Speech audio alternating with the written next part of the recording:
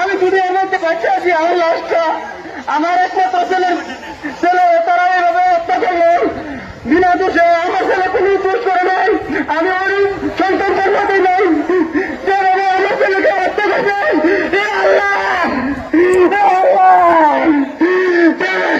তোমার এই জিনিসটা বিচার আমার ছেলে আপনার পেটে তো আমার পড়াশোনা ক্যামেরা দেওয়া বলে রাখবো তো আমার শান্তি লাগতো। আমার একটা মাত্র ছেলে ছিল।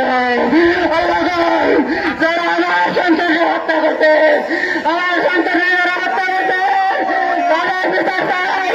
জনসম্মুখে ফাঁসির মঞ্চে তার করা যায়। আমার আমি আর বাঁচতে চাই না। আমি শুধু আমার ছেলের হত্যার বিচার দেখে বাঁচতে চাই। আপনারা আমার ছেলে বললো আল্লাহর কাছে চলে যান। আমার ছেলে নিষ্পাপ, আমি জানি আমার ছেলে নিষ্পাপ।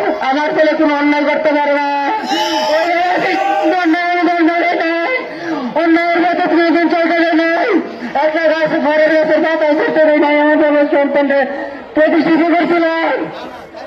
আমার এত বড় ক্ষতি করে গেছে, তাদেরকে আল্লাহ তুমি ফিরিয়ে মতো নাম যারা মানুষকে দেখা দাও।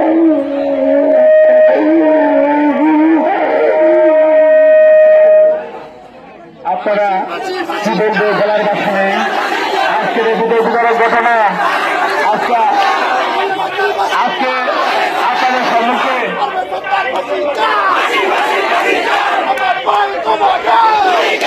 আমরা মেয়েদেরকে বলতে, তোমাদের যদি কষ্ট হয় তোমরা চলে যাও, না হয় ছায়ের দাঁড়াও।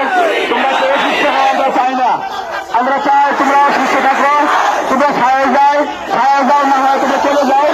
আমরা ছেলেরা যারা আছে তাদেরকে নিয়ে বাকি অনুষ্ঠানটা শেষ করবো। এখন উচ্চ বিদ্যালয়ের প্রধান শিক্ষক রিয়াসারকে কিছু বলার জন্য অনুরোধ করছি। সম্মানিত এলাকাবাসী, আমার তো কি আশা, আমি এই বাড়িটা করছি কার লাগিয়া। আমার বাড়ির থাকবো কেটা, আমার সন্তান নাই, আমার বাড়িটা থাকবো কেটা। তোর আগে বলে গেছে যে আমি কাউকে কিছু বলি নাই, শুধু হাসছিলাম, এটুকুই বলে গেছে। পরে নাই, আমি কাউকে কোনো কিছু বলি নাই, দেখি নাই, কাউকে দেখি নাই। কিন্তু আমি শুধু হাসছিলাম। আমার দুই বন্ধু নিয়ে আড্ডা দিছি না, আমরা বন্ধু আলাপে হাসছি। আমি বাচ্চা থেকে গেলাম, আমার সন্তান যদি না থাকে আমি বাচ্চা থেকে গেলাম। একটা হাত তো ভেঙে দিত, দুটা হাত তো ভেঙে দিত। খালি মুগ্ধ আমার সাথে কথা বললে আমার আব্বাকে ডাক দিত। আমি আব্বা ডাকটা শুনতাম আমার সন্তান। জুতা না ছিল, আমি কিন্তু এটা পড়াই এটা জুতা দেখতেছে কত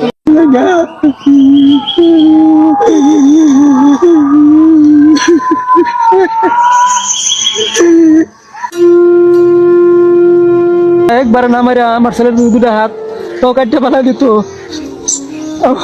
বড্ডের মধ্যে থাকতো, আমার আব্বাকে ডাক দিত। আমার কলেজে শান্তি পেতাম, শান্তি পেতাম দিনের মধ্যে।